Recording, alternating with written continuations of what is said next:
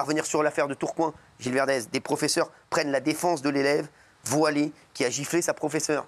Absolument. Donc, oui, il y a une dissension au sein du corps professoral, au sein des élèves aussi, puisqu'il y a des professeurs qui prennent le parti de cette jeune adulte. Donc, elle a 18 ans, une élève qui a giflé et donné des coups très violents à sa professeure et qui sera jugée pour cela, qui a été placée sous contrôle judiciaire.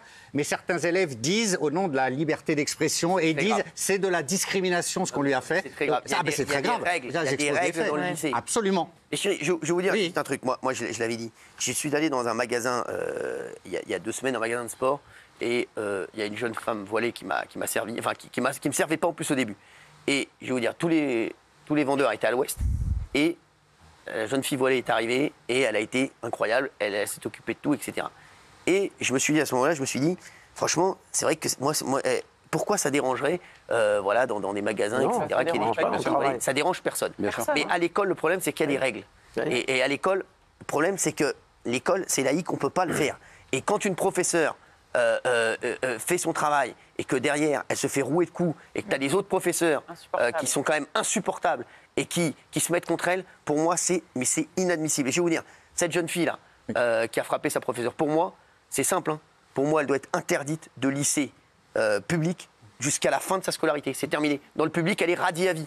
Pour moi, c'est terminé. Si elle veut continuer ses études, elle va payer. Elle va aller dans une école privée, ça va la calmer. Vous allez voir. Un exemple. Je vous le dis. Oui, et elle risque gros pénalement, puisqu'elle risque 3 ans de prison, 45 000 € d'amende. Alors, comme elle n'a pas de casier, elle ne fera peut-être pas de ferme. Mais mieux ce qu'il a dit, lui, que la prison. Elle peut être condamnée lourdement. Voilà. C'est mieux ce qu'il vient de dire que la prison. Moi, je préfère 100 fois qu'elle soit radiée de ce là. Et maintenant, tu vas dans des écoles qui te conviennent. Celle-là, elle ne te va pas. C'est ça. Non, pas du tout. On n'en veut plus. On n'en veut plus. On n'en veut plus dans l'école publique. Qu'elle aille en prison, moi. On n'est pas là pour faire des débats. Voilà, elle n'ira pas en prison. Donc il faut la radier de toutes les écoles publiques. C'est simple. Voilà, il n'y a même pas de débat. Michel Marie, ils se sont vus mourir. Oui, alors c'est cette nuit à Cavaillon. Là, on a franchi encore un nouveau cap au niveau de la violence. 4h53 du matin. 4 véhicules de police, 3 sérigraphiés, donc où il y a écrit police dessus, et un banalisé, sont enflammés. Il y a une telle quantité de produits que le feu prend sur la façade du commissariat. Les véhicules sont garés devant le commissariat. Les vitres éclatent, les volets qui sont en plastique fondent.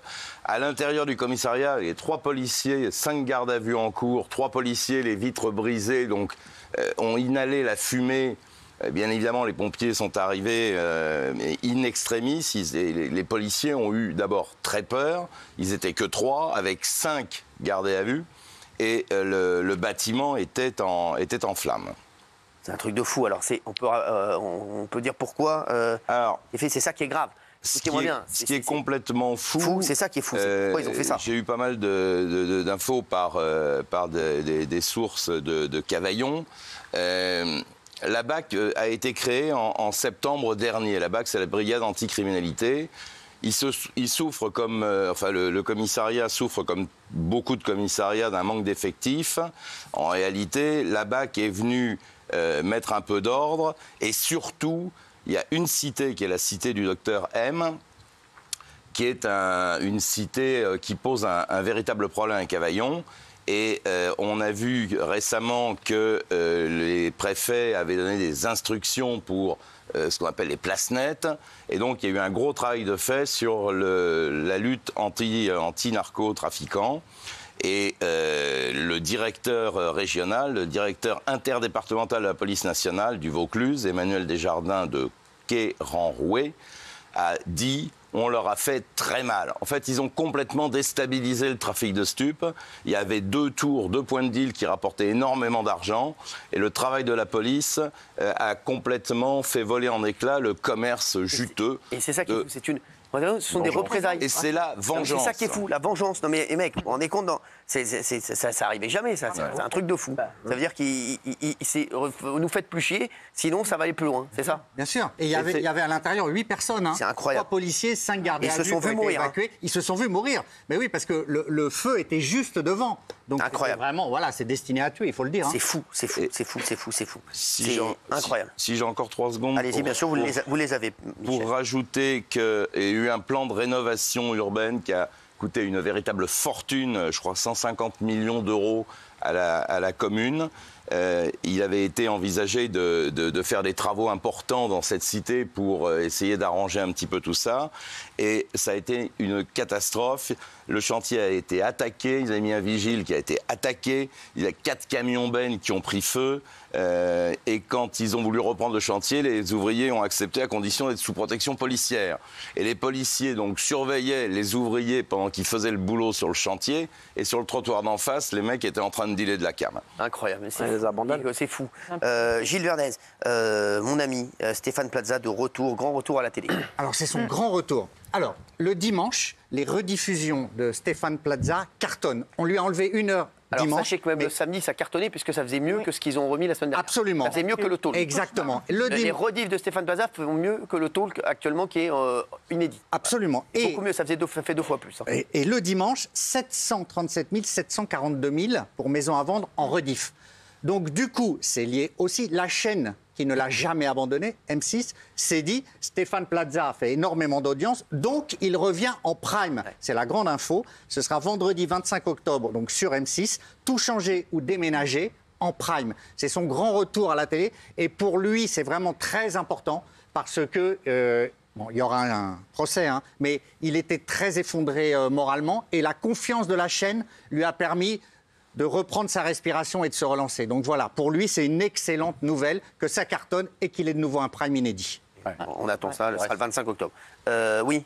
Oui, il reste quand même dans la tourmente, puisque son procès, c'est le 9 janvier 2025. Oui, bien, exactement. Donc, toujours mis en examen, oui, contrôle judiciaire, etc. Bien sûr. Exactement. Un député de la France Insoumise accusé de faits graves à caractère sexuel.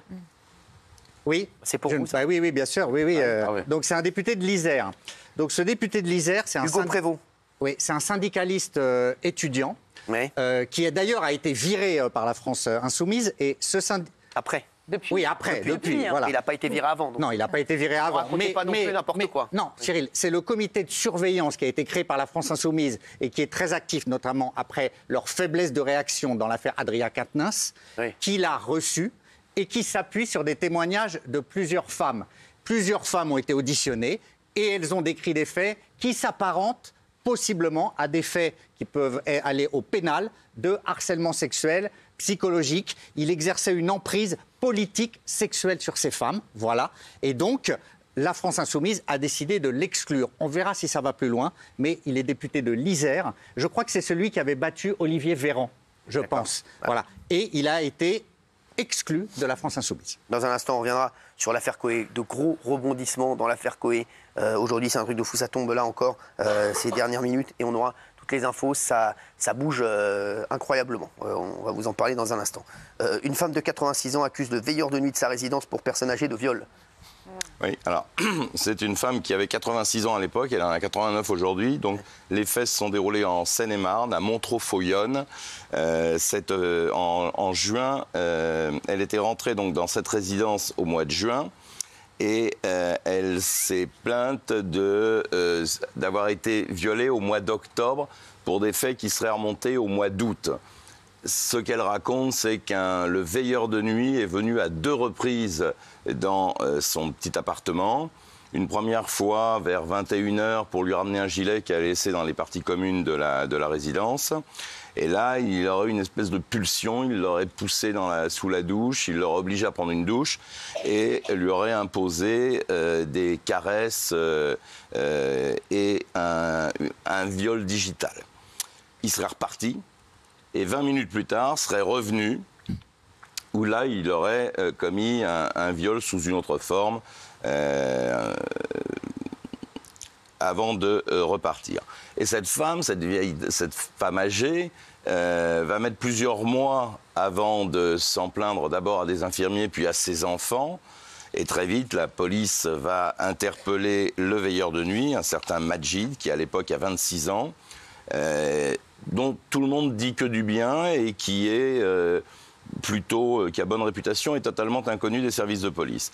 Et lorsqu'il est placé en garde à vue, il va donner une première version en disant que c'était une relation tout à fait consentie et même qu'elle avait été réclamée par la victime qui le suppliait d'agir de la sorte, sinon elle se suiciderait. Et dans une deuxième audition, il revient à des propos plus cohérents, mais en fait, il ne reconnaît pas le viol. Il dit simplement qu'il a eu envie de cette femme et qu'elle était d'accord. Le procès il a 29 ans, là, on a 86. Hein. C'est ça. Ouais. Enfin, il a 29 ans aujourd'hui. Bien sûr, il en avait 26. À l'époque, il en avait 26, pardon. 26, oui. 26, donc ils avaient 60 ans d'écart. Ouais. Ils avaient à peu près 60 ans d'écart. Et donc, le procès se déroule actuellement à Melun, devant la cour d'assises de Melun. Et le verdict tombe le 16 octobre. Avant de parler des rebondissements dans l'affaire Coé, je voudrais qu'on parle juste de cette affaire à Montpellier. Il meurt brûlé vif en tentant de sauver un épicier. C'est une affaire vraiment qui m'a... Ça, c'est incroyable. Alors, c'est le gérant d'une supérette de Montpellier qui a 70 ans et qui est décédé dans un incendie. Quand les pompiers sont arrivés, ils ont trouvé dans la façade de la supérette une voiture encastrée et à côté de cette voiture, un homme de 30 ans qui était mort. Et maintenant, la thèse qui prévaut, c'est qu'il y a eu 2 hommes qui sont venus la nuit avec un bidon d'essence, qui ont mis le feu volontairement, incendie criminel, à cette supérette. Et cet homme qui était en voiture de 30 ans aurait jeté sa voiture sur la supérette, voyant un homme en train de brûler pour tenter de le sauver. En percutant la supérette, il a eu l'espoir de pouvoir arriver jusqu'à lui et de le sauver. Mais il est mort. Voilà. Il n'y avait aucun lien de parenté entre eux. Ils ne se connaissaient pas.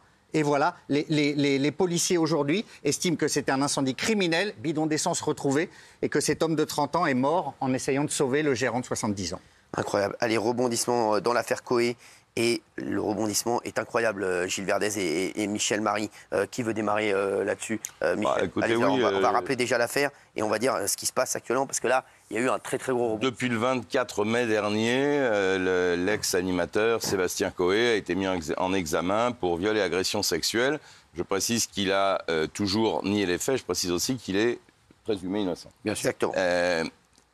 Et il a toujours dit, et ça bien avant qu'il soit mis en examen, il a toujours dit qu'il était victime à la fois de harcèlement, de cyberharcèlement et également de tentatives d'extorsion de fonds. Exactement. Il a déposé une plainte en ce sens au mois d'octobre ou novembre 2023, puisqu'il est mis en examen en mai suivant.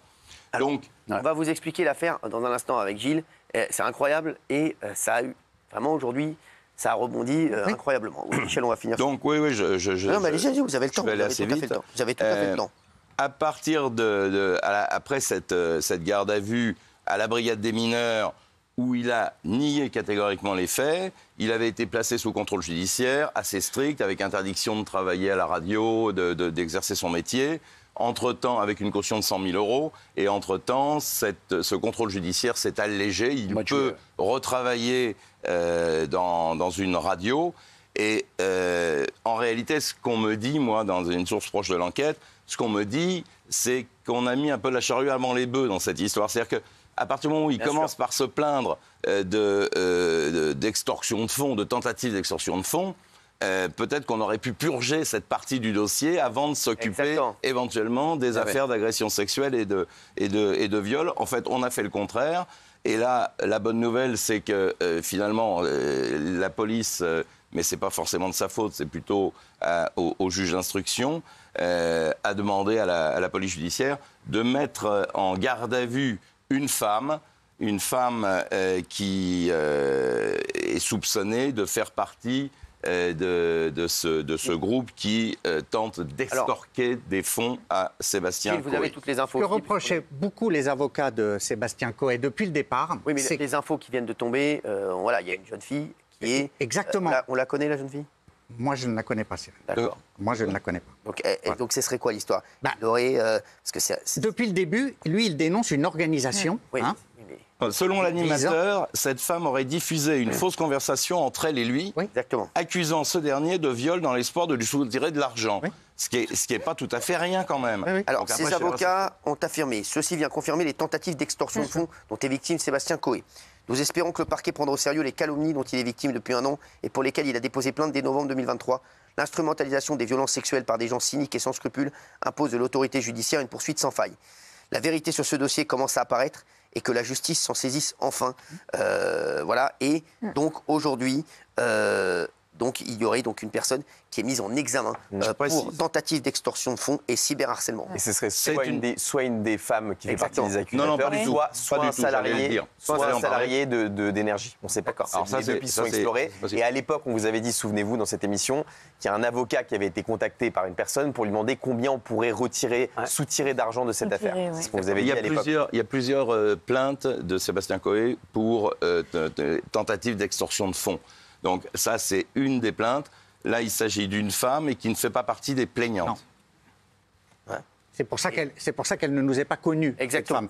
C'est pas la plaignante qu'on a reçue. Non, rien à voir, pas du tout. Rien à voir, voilà. Rien à voir. Non, mais c'est pas du tout elle. Non. Et pas du tout. Mais c'est une première victoire judiciaire. C'est une première victoire judiciaire. Quand même pour lui une première victoire. Mais oui, parce que lui, depuis le début, dit mais entendez-moi, entendez-nous, entendez les gens dont je vous donne les noms sur l'affaire d'extorsion de fonds et vous comprendrez. C'est un gros rebondissement aujourd'hui. Un gros rebondissement, bien sûr. Oui, c'est favorable à Sébastien Coé. Merci. Dernière chose, oui, très vite. Oui, sauf que on a fait les choses à l'envers et qu'en attendant, il a été sali avant peut-être et il est plus sur énergie. Voilà. Et aujourd'hui, il est chez lui. Donc c'est vrai que ça, c'est un énorme les gens au chômage. Il y a des gens et il y a toute sa boîte qui est au chômage. 200 salariés. Merci d'avoir été avec nous, Stallone, tout de suite.